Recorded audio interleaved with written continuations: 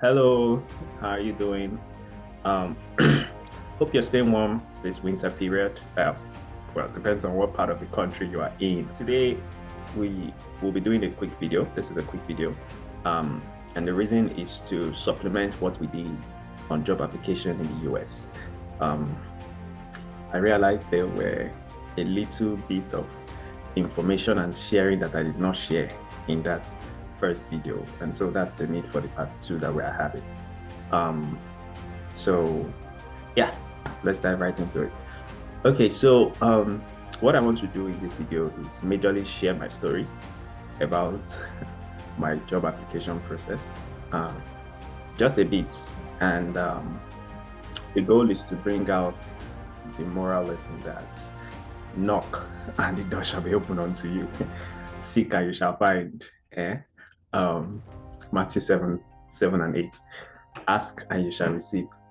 Seek and you shall find. Knock and it shall be opened unto you. Went on to say, to everyone that asks, receives. Everyone that seeks would find. And everyone that knocks, it will be opened unto them. Okay, so where am I going with this? For me, the two jobs I have gotten so far in the US, by the grace of God, I'm working on my second job. I had a job after graduation, worked for a while, left that one, got another one. The two jobs I have had in the US, I did not get them through the conventional job application process. You know how they put application online, maybe on LinkedIn and stuff like that. It didn't work for me. Okay, now that does not mean that it doesn't work. All right. I'm just saying that my story. So take note, this is my story. Everybody's story is different. This is my story. I did not get jobs through that way. And so that's why I just want to share this. That sometimes you have to take the bull by the horn, not violently, not disrespectfully, not in a bugging way. You can reach out to companies and tell them you are interested in working with them. Like, I call it a love letter. Send them. What I did was you go online, right? You see the company's info, all that. So their contact info, even their contact emails, how to contact them for general other things, right? I just got that email, sent them with subjects, interest in Shegun and Sons LLC, and then draft a letter an email there that says, hi, my name is so, graduated from the University of Delaware with this and this grade, blah, blah, blah. I saw your works and projects on this. It's kind of like cold mail before you got to the US, remember? Yeah, kind of like cold mail. I think cold mail should be a good example. I saw your project. I see what you guys are doing here. I find it fascinating and it fits my interest that I want to do this, attached it my resume. I'll be happy to talk more. Let me know. You can put things like, I saw that there is no currently open position for this is advertised, but I wanted to still reach out because of my interest in working with you, blah, blah, blah. So something like that. That was what I did with my brother and my sister. So I did that for a bunch of companies. So eventually one did get back to me and wanted to interview me. Actually two. There was one who got back. We're having conversation. It didn't end up in an interview at the end. But there was one that did end up with an interview. And that's how I got my current job. Now, my first job, I got it, I wouldn't say referral per se, or maybe some intel, some information. Somebody told me this company in my area, I should go there and tell them that I'm a recent graduate, I'm interested in working with them, something like that. It felt so stupid though. If not that I respect this man, I wouldn't have done that, Now, again, I'm not saying you can bug companies or knock on their doors anyhow and just, harass them. No. In fact, in America, they'll just come down one on you. So it was scary for me to do that, but I did it nevertheless. I went there with my resume, everything. I said, hey, good morning. I'm so person. I'm interested in what you guys do. I'm a recent grad. I just wanted to know if there were opportunities for a role. Clinical. I'm sorry, I spoke in Yoruba. This, that. So I now, the manager now asked me, oh, okay, what role? Sorry. The manager now asked me, okay, what roles are you interested in? We're actually looking for people at the moment. It was a matter of steps ordered by the Lord, honestly. I was like, well, we're actually looking for people right now. Oh my God, I keep speaking in Yoruba, I'm so sorry. So I now told him I'm interested in field engineer role because that was what I think I could do in that company, the field engineer. And I was like, okay, and then we started talking about salary, stuff like that. So the end of this is to say that you don't have to just go through the conventional way, right? Be decent, be respectful in your approach, but don't just feel like the only way to get a job is to apply when there is an advert. Like I said, my own 2 jobs that I've gotten, I didn't get by those ways. I did all that. I just general hustling. I did the ad applications. I did the other ones, Then I reached out to companies as well.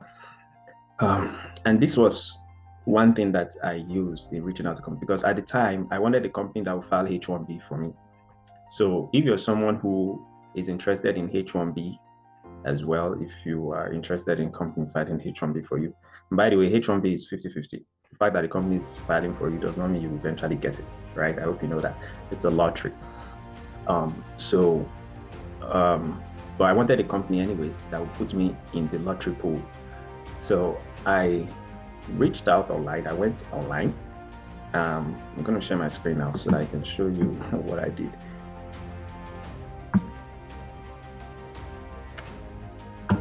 So there is this website there, myvisajobs.com, and I'll put the link to these in the description. So I went on this site, right? And there might be other sites, okay? So this is not necessarily the only site. But this site tells you recent companies that have done H1B. Now, if you look right here, you see this is 2020. That's not too far away. Because some companies did H1B in the past, in the 90s, but they don't do anymore, right? So this is giving me a report of companies that have done H1B recently, okay? So I want to target those companies in my search for jobs. If you look here, you see different categories. So this is by occupation, by visa status, job title. Let me see. I think we're on job title, or no? Okay, well, this is job title. I think I'll look for me now, I'll go to engineers, maybe an environmental engineer.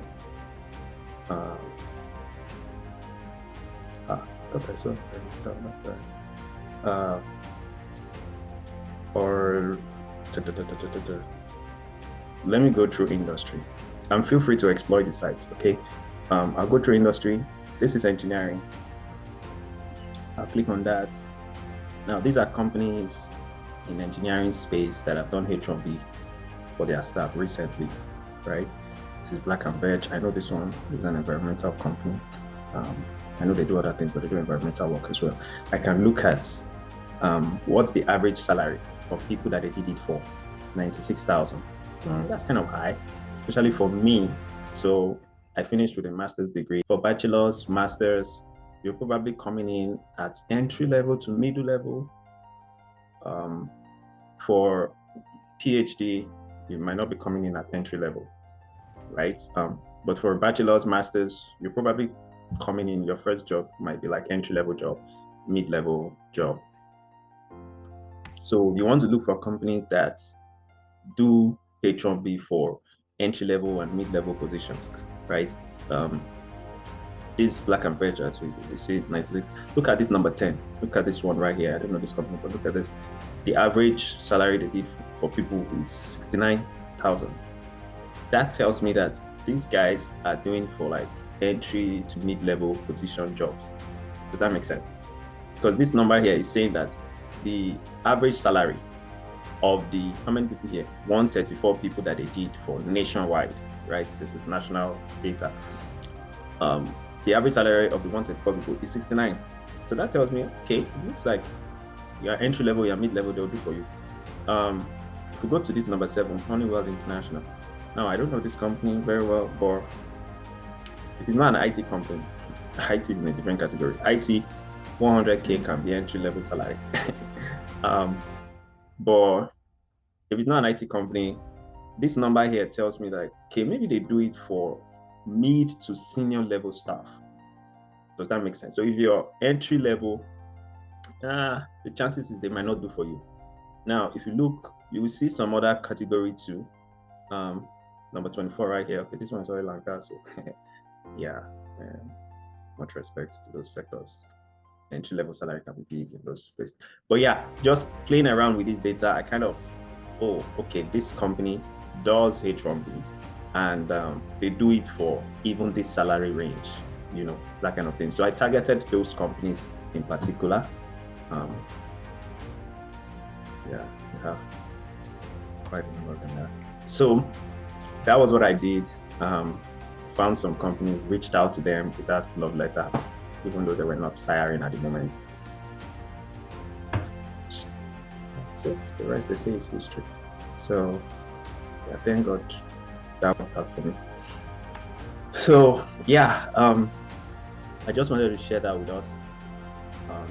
Another thing I wanted to note is that don't be afraid to negotiate high, please.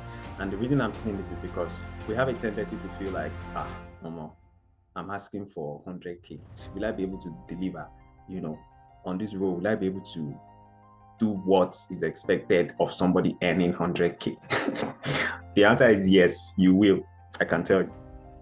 It's not hard. The work of somebody collecting 120, 150 is not hard, my brother. It's not hard.